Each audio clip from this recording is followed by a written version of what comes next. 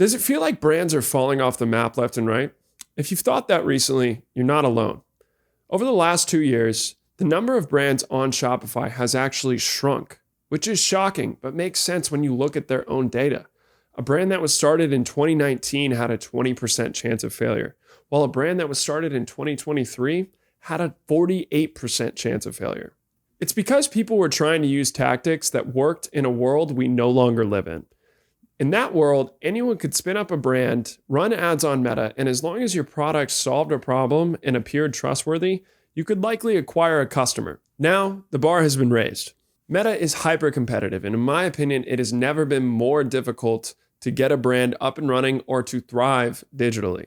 But that's what this episode is here to help with. We're going to go over everything that you need to do to future-proof your brand. The focus of this video is to go over the strategies and tactics that are working for brands that have not only exploded in the last 2 years, but are well positioned to keep growing for a long time. So if you're an existing brand who's looking to survive and grow in the future, or if you're a beginning entrepreneur just trying to get off the ground, after this video, you'll know what's working and you'll know where to focus your time and money to invest in. All right, let's get started.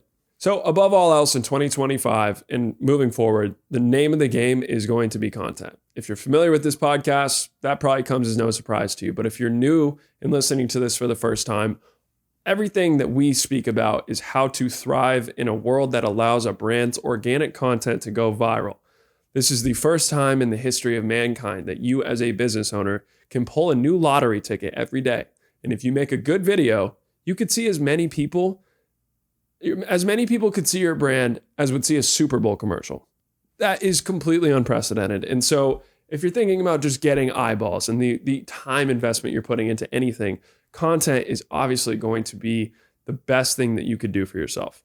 Now, it's not easy. Creating organic content is time consuming. It is very difficult to have the eye that allows to, reach a lot of people, right? It's not just this inherent thing that we're all gifted with. And I can speak for myself. It took a lot of time to get good at. So it is a skill. But there are brands that are not necessarily crushing it on the personal organic content side, and they're sourcing it from thousands and thousands of everyday people. And in my opinion, that is the best way to source your content. Now, I'm a little biased. I run a TikTok shop agency, and so I've seen the success that platform has had for some of the brands that are running super successfully on there. Two of them I want to talk about are Comfrt and MaryRuth's. So both of these brands barely, were doing anything a few years ago. Comfrt, I believe, was launched in 2022, and MaryRuth's was launched a little while ago, but they've recently exploded. And what they're doing is so revolutionary to me because it's a content engine that leverages every single thing that is modern, right? So we have completely decoupled from macro influencers mattering at all. In some areas, maybe beauty, maybe some other areas, they're a little bit relevant still. But on the whole, it makes no sense to pay someone $25,000 to wear your clothes when you could get 250 people wearing your clothes, and both sets, like I would say the 250 people, one of those videos that they create will go as viral as the person who is, you have one shot at with the 25,000. So Comfrt knows that. And what they have done systematically over time is they have gifted their product to, micro influencers, UGC creators, and those people have to submit videos back to Comfrt. They post them organically, and the best ones that perform organically get graduated into their ad account. Why is that important? Because when it works organically, there is no lies, right? You cannot put paid spend behind an organic video to fudge the hook rate, right? If it has a good hook rate, if it has good retention, then Meta will amplify that video. And so an organic video that performs is a guaranteed video that will get watched. I want to repeat that. If a video has impressions, that means that Meta understood, or TikTok understood, or YouTube, they understood that people would watch that video. And that's why they amplified it to others.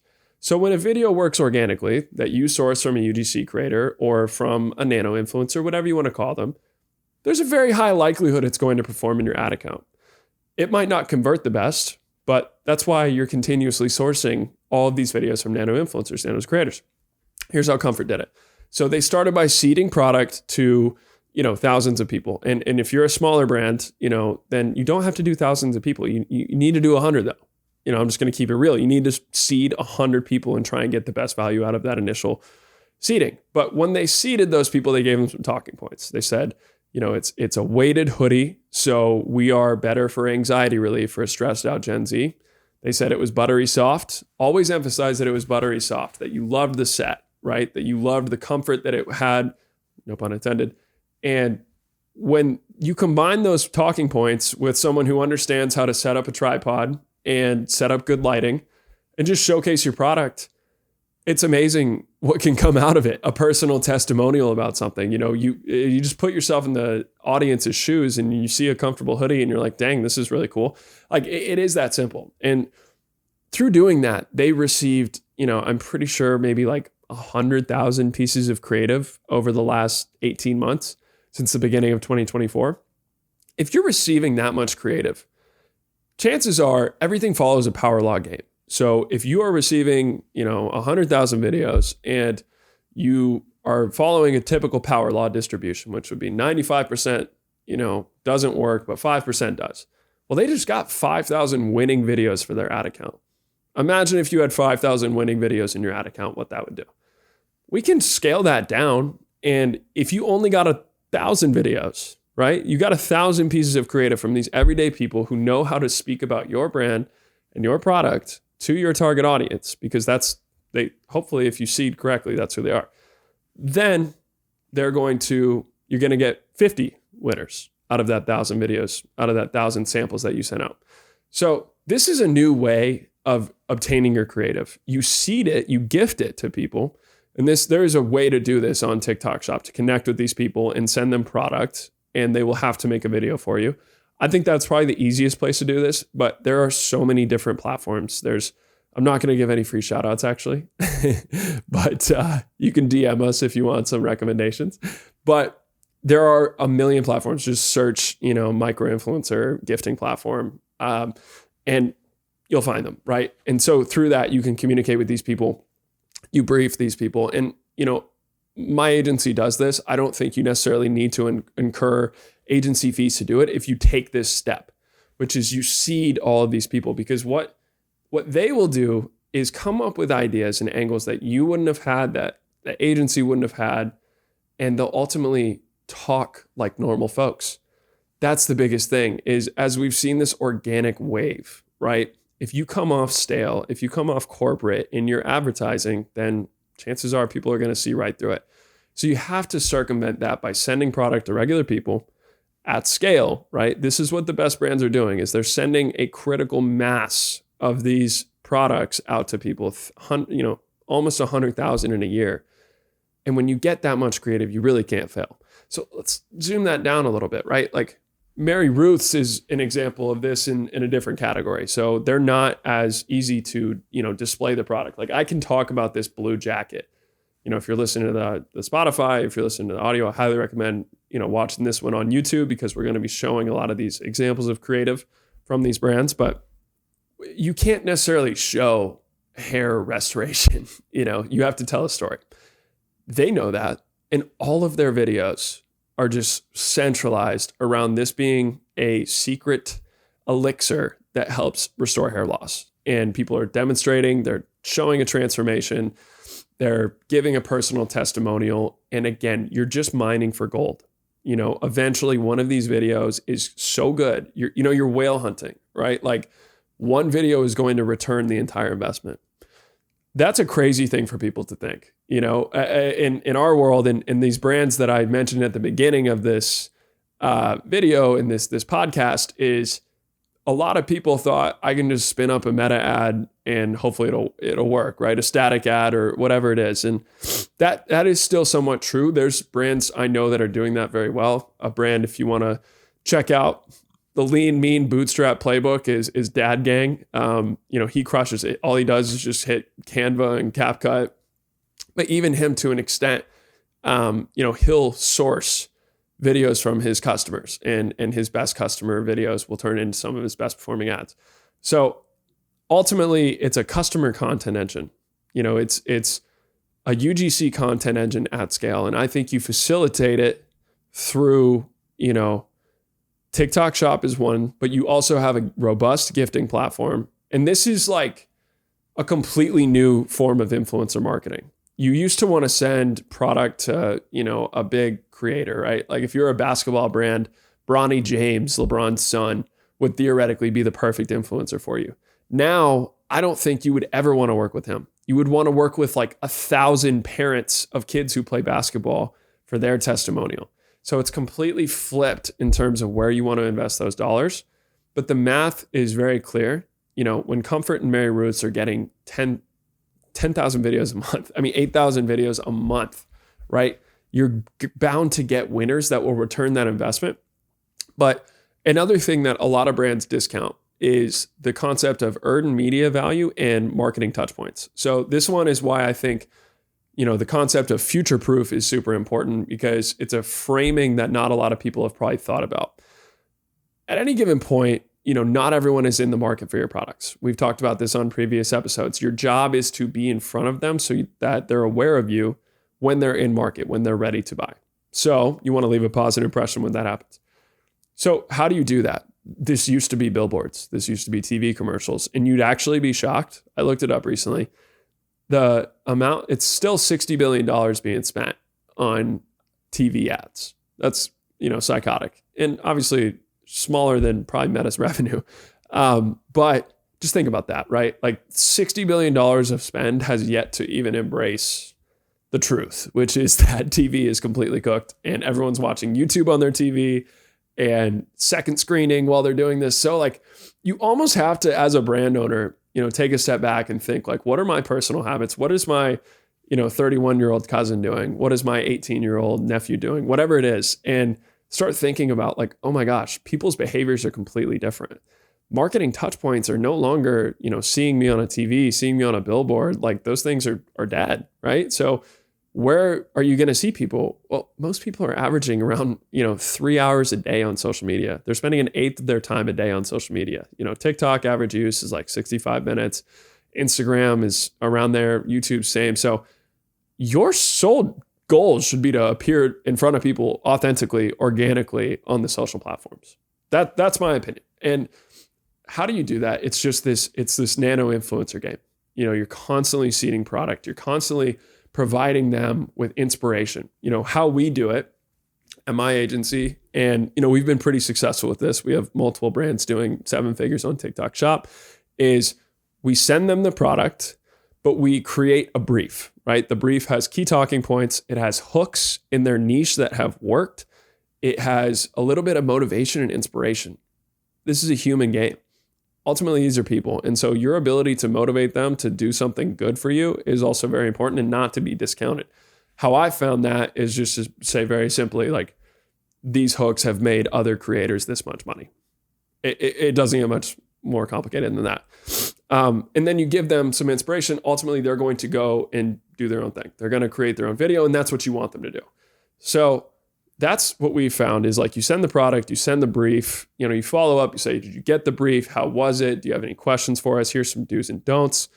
And then over time, this is what both Comfrt and MaryRuth have done, is they are bringing these people into a community. So once you have successfully worked with a creator, you want to establish a long-term relationship with that creator. Comfort's top creator is making NBA money. They are making a 7-figure income promoting Comfrt because she just makes unbelievable creative. And so she gets paid a flat fee. She gets paid a percentage of ad spend on her videos. That is the relationship that they have. Most people would say, that's crazy. I don't want to pay a creator that much. They're not worth it. No way. Guess what? Comfort's one of the fastest growing clothing brands of all time. They're future proof because they believe in A+ talent. MaryRuth's same thing. They are always working with their star creators more closely, bringing them into the fold, giving them more resources, activating with them at different events, because what happens is the second order effect of that creator being a champion of your methods. If that creator is saying, I made $5 million promoting Comfrt, what's going to happen when other creators hear that? They're going to want to go work with Comfrt. They're going to want a slice of that pie. Same thing with MaryRuth's. And this is sort of the network effect that happens when you work with this many creators. This is something I don't think a lot of people think about. But is one of the most important consequences of seeding that many people is these creators talk to each other and they sing your praises. They say, I sell this product easier than anybody. I've never worked with a brand that was this easy to work with. And as a result of working with them, I'm now a millionaire. You should probably talk to them. Cool, I'm in. Imagine that relationship versus you cold emailing some influencer, Zendaya, I don't know, emailing some crazy huge person and, emailing Ashton Hall, right? And getting his agent and getting a terrible deal with his agent. And, then the video doesn't even drive any. It's like, it's completely been flipped. You have to have these people become champions of you. And they will. And if you empower them, they will. And that's why I think it's worth it to pay them. I can imagine some questions we might get on the, what do I pay them? Average commission rate on an organic video is around 20%, maybe 15, 20% on TikTok Shop. In the ad spend world, I think it's maybe closer to 1% of ad spend, maybe 3% of ad spend if the creator is that legendary. So, those are some benchmark metrics for you to think about. And want to revisit the marketing touchpoints thing one more time. If someone sees your video 7 times on TikTok Shop and then they're in market to buy your product, I think about there's a million different hangover cures out there these days. If you're someone that is feeling brutally hungover and you've seen a product 7 times, exceptional, creative, you didn't buy right then and there, and then you're hungover and you buy a hangover cure product, where are you going to look? You're going to immediately search that brand that you saw on TikTok. This happens on Amazon. This happens on Google search. We routinely see once a brand reaches around $100,000 on TikTok Shop, they can expect a 30% boost in Amazon branded search and on Google branded search in just terms of total traffic.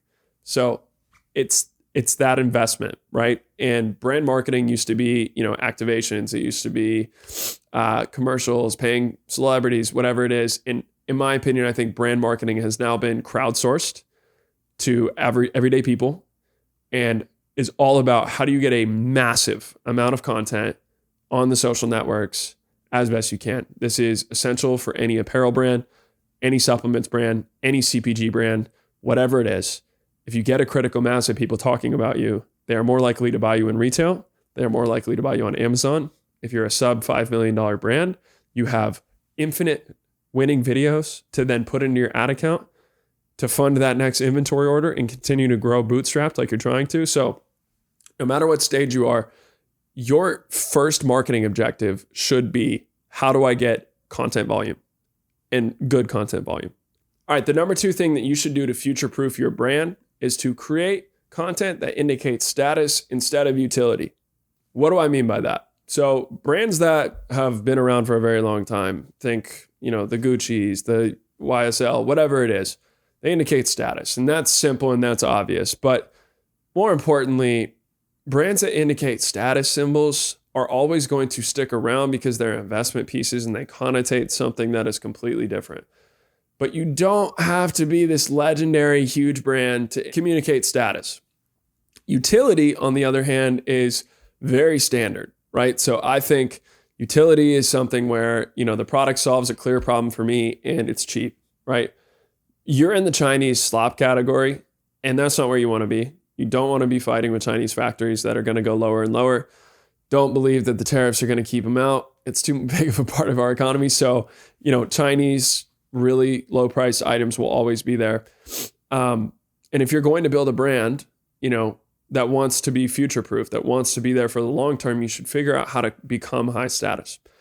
The idea of high status branding is a couple of things. Number 1 is the concept of FOMO.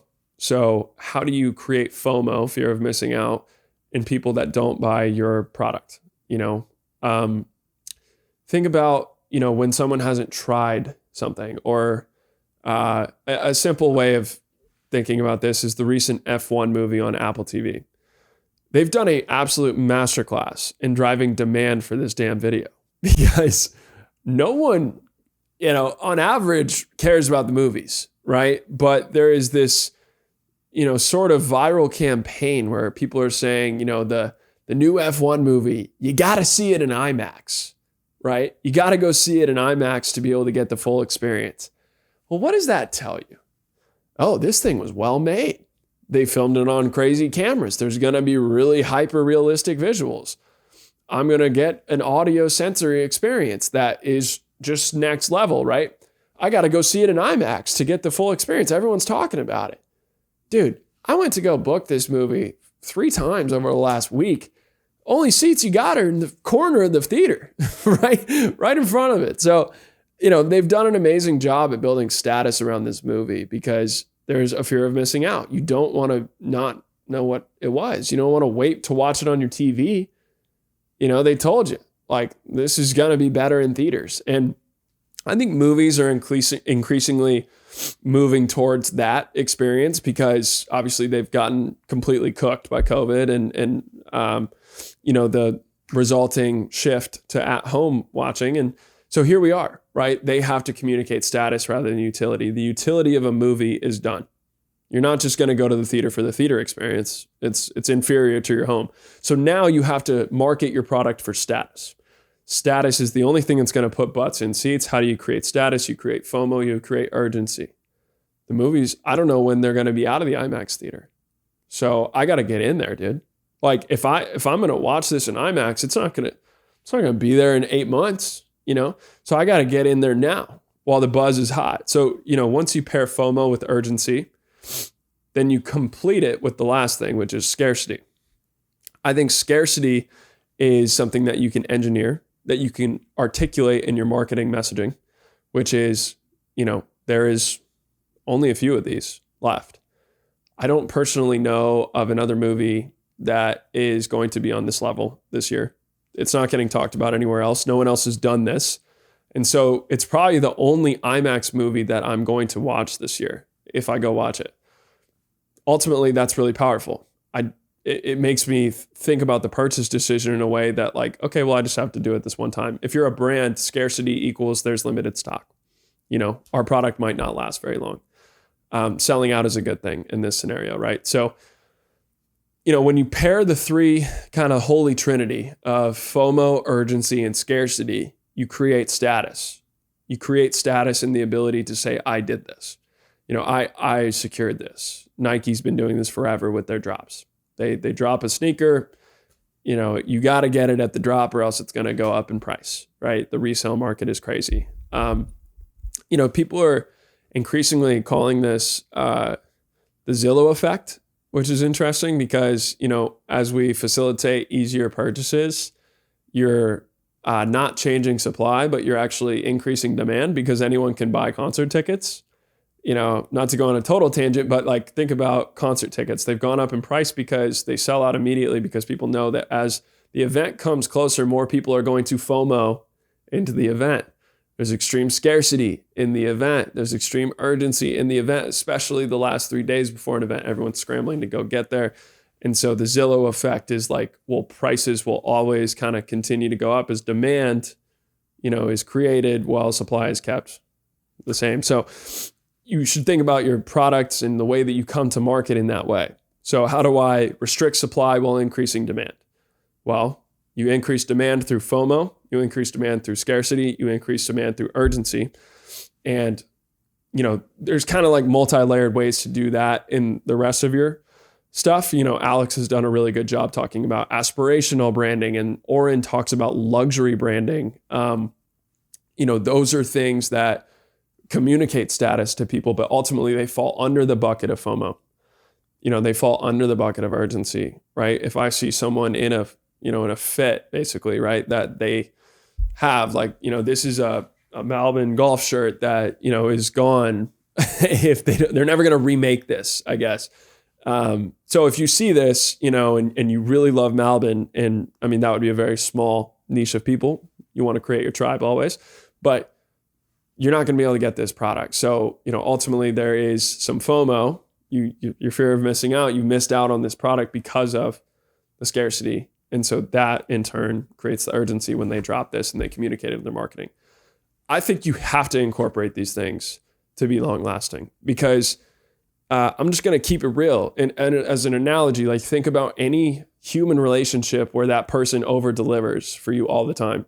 you take them for granted, and there's a difference between being consistent and good and like over delivering. And I think that's just human psychology. Like, we want what we don't have. We want things we can't have. And brands need to not be afraid, basically, to do that. So this is maybe a little less relevant for, your daily driver.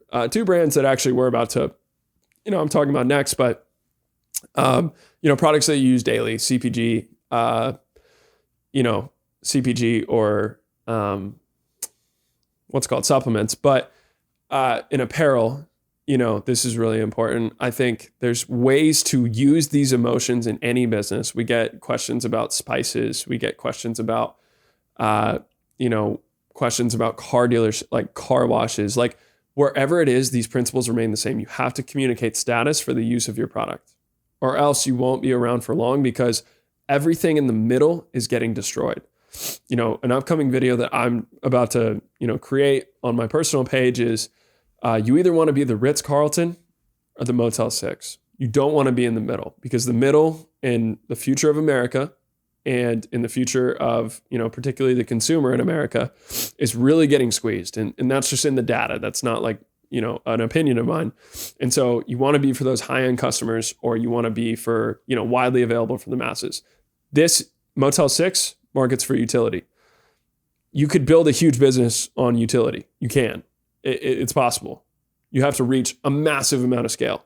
If you want to have a profitable, strong business that's, predictable around drops and predictable around consistent revenue, because people understand they have to buy your product when they see it, that's marketing for status. So I think you need to market for status in 2025 and beyond. But I want to talk about the last thing to future-proof your brand, and that is to skate where the puck is going. So skate where the puck is going. There's a brand here in Austin, Texas called Bloom Nutrition, and no relation to my last name. I wish I did. I'd have a lot more money. But they launched in, the green space, and they launched colostrum next, fastest selling colostrum, launch ever. Then they launched, an energy drink. Well, they just launched soda, and it's a Olipop competitor. This brand has done an absolutely amazing job in skating where the puck is going. I can already hear the comments. Oh, they're just jumping from trend to trend. Yeah. I mean, they are literally jumping from trend to trend because trends are demand, right? We talked about supply and demand earlier. And this is a way for, it's like you wedge with your hero product. They launched with greens, and now they have deep trust and deep community because guess what? No surprise. They invested in a massive customer content engine like we talked about at the beginning of the video. And so they're everywhere. They're omnipresent in their target customer, which is 18 to 34-year-old women. Every single 18 to 34-year-old woman in America probably knows about this brand, straight up. So when they launch a product, colostrum, guess what happens? Marketing touchpoints. I saw Armra colostrum. I saw Cowboy colostrum. I didn't really trust them. I trust Bloom. Bloom's going to make a great product. They skated where the puck was going. The demand was there. The trend was there. And they launched a product, and it's going to crush with their audience. Colostrum crushed for them. Energy drinks. Celsius is exploding. C4 is crushing it here in Austin. Like, these brands are crushing it. They're doing a great job in energy. Bloom understands that their audience will probably like that similarly. So they did an excellent job with that. There's another brand that I've talked about before on the pod called Arrae. And Arrae has done an equally great job at skating where the puck is going. Let me take a step back. Skating where the puck is going is that you have an existing brand. You, in this world, if you're successful, say you're doing $10 to $30 million a year in revenue, you've actually touched way more of your customers, potential customers, than you think. A lot of them have heard of you and they actually chose not to buy. Or maybe they are tapped out. They're not going to buy any more from you. So the only conceivable way to continue growing is product expansion. Product expansion should be strictly thought of in skating where the puck is going terms. Massively expanding market, increasing demand for a certain product. Supplements is a great example of this, where, like, take it back. I want to use examples that are not necessarily grounded in, like stuff we talk about all the time, supplements and apparel. It's like, seasonings, right? There's a seasoning brand that's talking to me like, there are viral flavors that emerge all the time. There are cultures that are in style sometimes, like maybe Al Pastor is becoming more in style, or maybe there's a viral episode of a Gordon Ramsay show that comes out and he talks about an umami flavor, right? And you don't have an umami thing in there. Like, being ready to capitalize on those trends within 6 weeks of product development, within 2 months, is really important. And you don't want to be that run and gun, but at times you kind of need to capitalize on those trends. So just, think of skate where the puck is going as like, oh, this trend is exploding. It's probably got a 3-year runway. I need to get on it. And the brand that I'm about to talk about, Arrae, has done an amazing job of this. So they started with anti-bloating products, gut health, huge macro trend, exploding.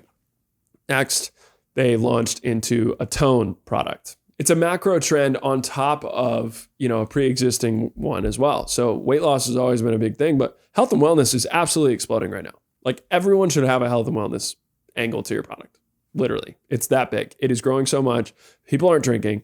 People are trying to live forever. Longevity, right? I don't know what it is. It's probably some like millennial Gen Z psychology thing. Who knows? But people are trying to live forever. Longevity is so hot. And so they, not only is longevity hot, but health and wellness. And people want to be their best self for as long as they can. And so what Arrae launched was a tone product. I thought this was brilliant because it capitalized on, psychology, where it's like, I'm fit, I work out, but I can't get that last 10%, And so it's like, take this tone supplement to push your metabolism final 10%. Brilliant. Blew up on TikTok, changed their business. They're going to 3x year over year. Guess what their new one is? Another macro trend, which is protein. Protein's having a moment right now. If you haven't been victimized by a protein snack, good for you. But everyone else has. And they're in everything. They're in waffles, they're in pizza, they're in ice cream, you name it. Everyone's trying to get 20 grams of protein for extra servings at their snacks. Well, a category that hasn't really been done successfully is protein explicitly for women. And when I say that, women don't necessarily prefer the dessert protein, but they prefer this clear protein. So Arrae launched clear protein. Clear protein has, all sorts of different fruit flavors. It's, maybe a little bit less clumpy, you name it, right? But they released clear protein. It looks like, a standard mocktail almost, right? And it's 20 grams of protein for a serving. So that's product expansion. That's skating where the puck is going. They literally saw, okay, there's this running trend. There's this health and wellness trend. Like, people feel like they're getting fit, but they need that last extra mile. Let's launch a tone product. Next up, people need that extra bit of protein to put on muscle to get that extra mile. So let's, capture more of their wallet and launch clear protein. That's for our target audience. Everyone's already done, strawberry shortcake, chocolate brownie protein, right? So they went into, everyone's done plant-based protein. Everyone's done XYZ. They did a stick pack delivery system for clear protein with drinkable flavors. Amazing job. So those are the 3 things that you need to do to future-proof your brand. Number 1 is you got to get critical mass of content volume. Number 2 is you got to create a brand that indicates status and not just utility. And number 3 is you have to skate where the puck is going with your product expansions. So those 3 things will set you up to be future-proof. Everything else is going to get crazy. It's all going to change. But at the end of the day, I think if you do those 3 things for the next 5 years, you pretty much have a 0% chance of failure. So if you enjoyed this episode, thank you so much for being a part of it. This is Sweat Equity. We put this out every single week, trying to give free game to the people so y'all can thrive and succeed in the digital age. If you liked the episode, just hit that subscribe button. If you're not already subscribed, leave a comment saying your favorite part of it. And please review us on Spotify and Apple Podcasts as well. So, all right, we'll catch y'all next week. Thanks.